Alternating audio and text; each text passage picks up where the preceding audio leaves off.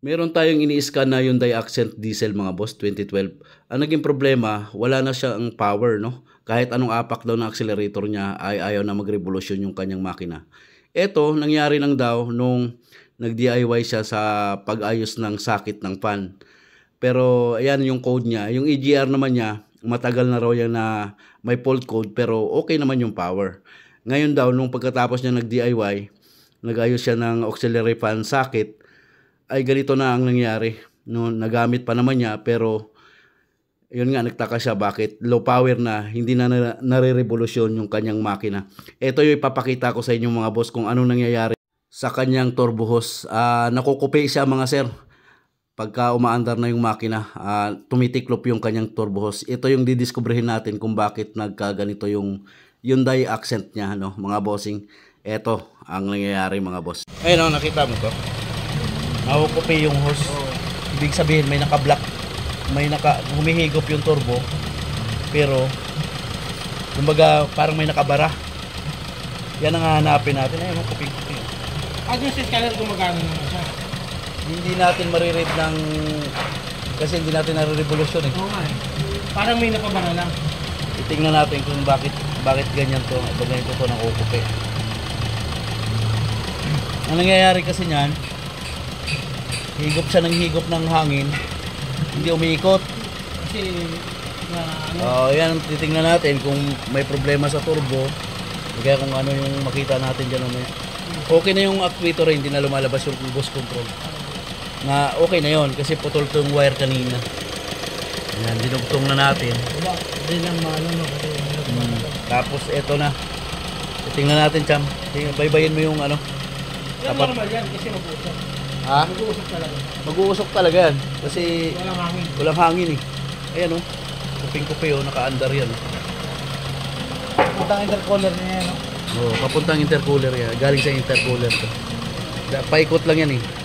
Ngayon ang didiscovery natin bakit. Pagkano lang naman yan. Unahin muna natin doon sa turbo. Titingnan natin. Kalas to. Bumper pagka PS Cham, ganun muna. So yun mga boss, yung problema nito. Kanina may code to na bus control. So na-delete na natin kasi ang nangyari, putol yung dalawang wire doon sa may ano niya, turbo socket. Ayun sa ano natin sa actuator. So nahinang na natin yon kaya dinelete ko muna. Hindi naman na siya bumabalik. Yun nga lang, hindi mo ma-revolusyon, nakukupi yung hose.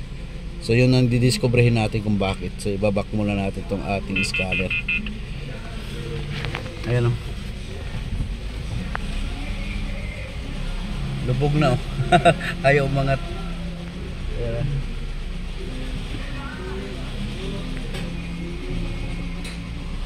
Wala, hanggang ganyan lang siya. Ayan. Walang hangin na pumapasok eh. Ayan, didiscoveryhin natin. A few moments later.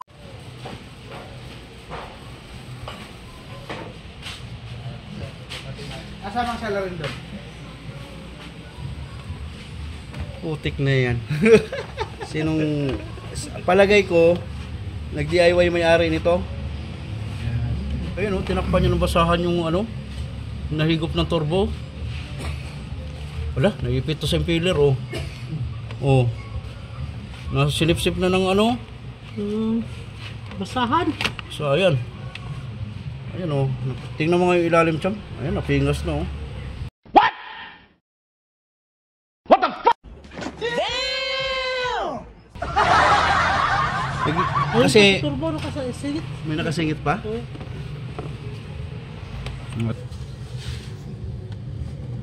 Kita, tolpe. Kita sa camera. Harap sa atin. Haraman. Ayan, nakita niyo. Ayun, naglilinis daw kasi siya rito. Kasi ito, yung wiring na to, naputol.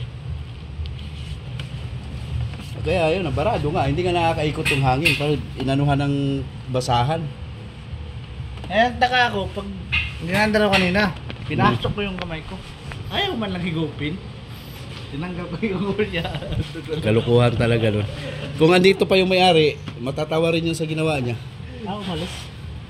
Eh, bakit niya nilagay yung hose no? Na andun nakalutang naman yung basahan. Nakalimutan siguro. Ha? Nakalimutan siguro. Makikita niyo tong video na to. Natanggal na, wala na. Meron pa yata konti, meron pa konti. Meron pa Silipin mo konti sa salamin. Ba umipit doon sa ano? Air filter niya sobrang dumi din. Yan, na-discover yung mga bossing, basahan lang. Nag-DIY kasi yung may-ari nito. Ngayon, matatawa yon sa kagagawa niya rin kung bakit. Ito, ginapang na lang dito, low power itong accent niya na diesel. So, tapos pag pinaandar mo, sabi niya bakit nakukupi daw yung hose. Ayun, hindi nga nakakahigop, may bara. Ayan nga, nakita nga natin, may basahan dun sa ano, sa bunganga ng turbo.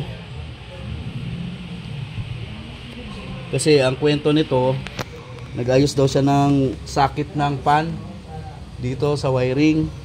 So siguro kinalas niya, o dito siya kinalas niya,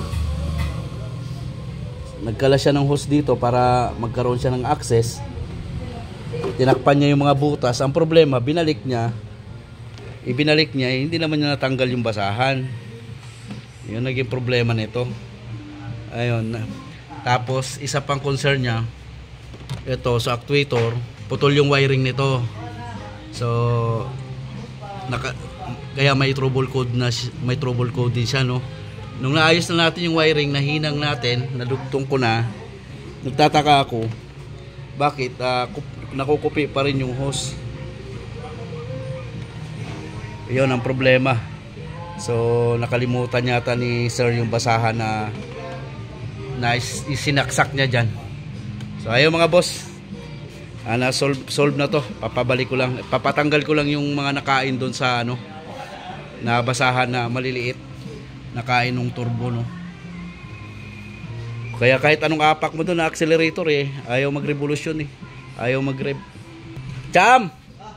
Kunin mo na yung basahan na ano, na naipit. Meron pang maliliit. At gamitan mo ng salamin. Yung salamin mo, para masungkit mo yung mga kinakain na basahan na maliliit. Buti hindi nabasag yung impeller niya, no. Buo pa naman. So mamaya mga boss, testing natin kung marirevolusyon na natin to. Pero ito may problem talaga sa AGR to. May code to sa AGR. Ang ginawa, pinablanking na lang daw niya. So ang i-improve natin dito, kung may rev na, pag inapakan natin ng accelerator, kaya hindi mag-rev, hindi nakakahigop ng hangin May basahan, nakukupi ito kanina. So ayan, pinapalinis ko lang kay Kalyabing Chammer yung mga ayan, ginawa. Wala na? Walang basahan? Ay, salaminan mo. Kung wala na bungi. Wala naman na bungi, no? Wala naman na bungi. Wala naman na basahan pala natira. Alisin mo yung ilaw. Ayan, wala naman na basahan natira. O balik mo na, tingnan natin kung mag-improve, kung magre-revolution. Improve yan. Katuwa naman yung may-ari nito. Ginapang pa raw niya dito to. Kagabi to dinala mga boss. Dinala rin. Ang salarin.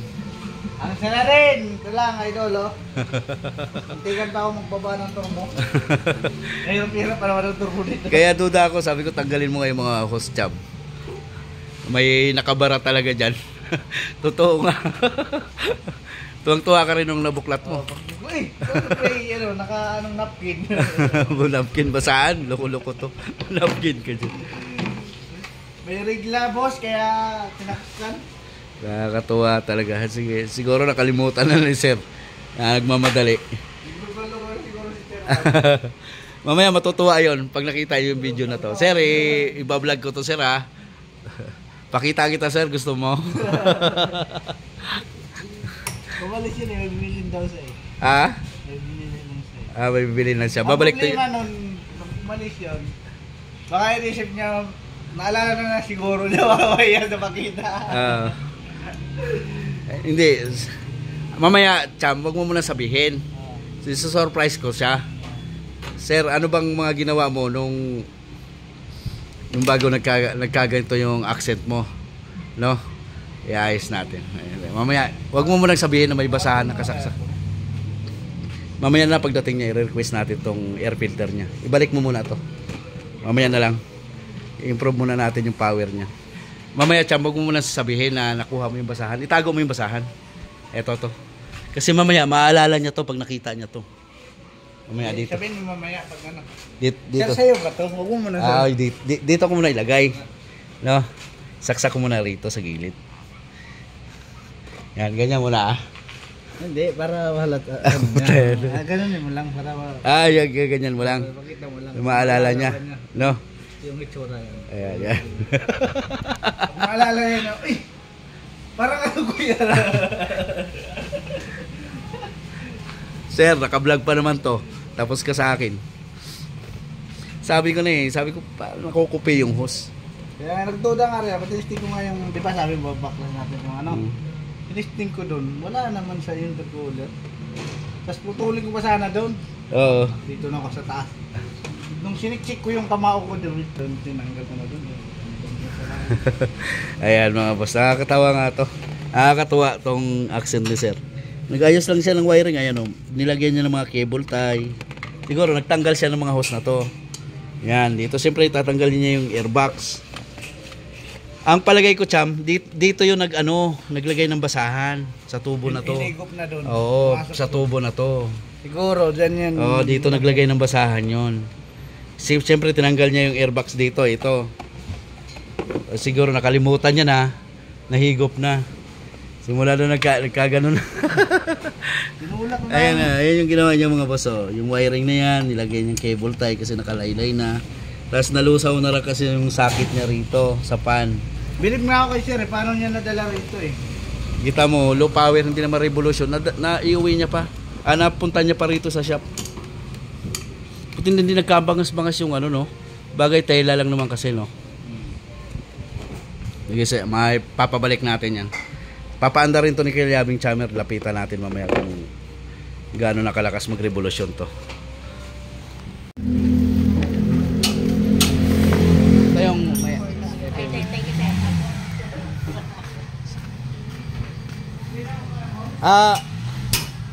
Iba-vlog ko yan, ha? Halika, sir. Yan, revolusyon na ni Chammer, oh. Naalala mo to? Tapos sinaktak yan.